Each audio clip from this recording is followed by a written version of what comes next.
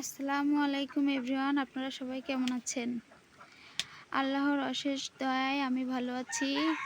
নতুন একটা ভিডিও নিয়ে আপনাদের পাশে আছি।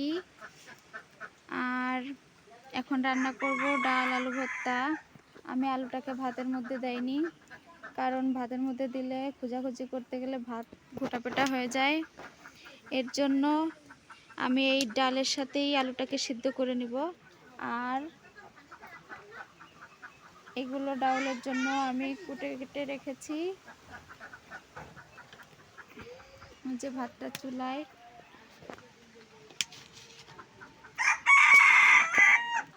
বাহিরে বৃষ্টি হচ্ছে,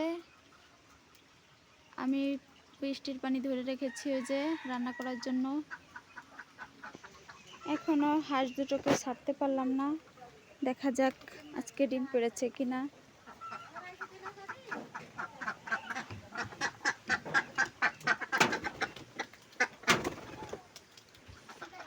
ওই যে দুটো ডিম পেড়েছে, আমার দুটো হাঁসেই ডিম পাড়ে। আসি,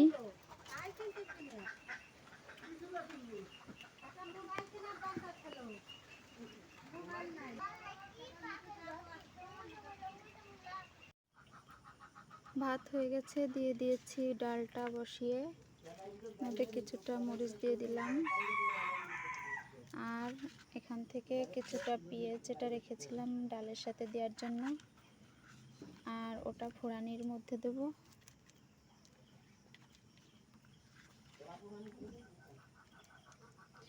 আর দিয়ে দিয়েছি আমি পর্যাপ্ত পরিমাণে বৃষ্টির পানি, যাতে আলুটাও সিদ্ধ হবে, ডালটাও ফুটে যাবে।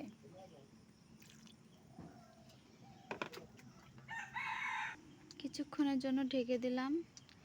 যখন ডালটা উতরাবে তখন ওর মধ্যে কিছুটা নুন দিয়ে দেব, যাতে ডালটা ভালো করে সেদ্ধ হয়ে যায়। এখন আমি ডালের মধ্যে জিরেগুলো দিয়ে দেব।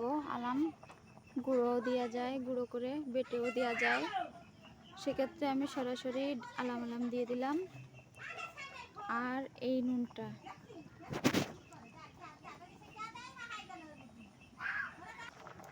এই যে ডালটা ফুটে গেছে, এখন আমি একে একে আলুগুলোকে উঠিয়ে নেব। আলুগুলোকে একে একে উঠিয়ে নিচ্ছি।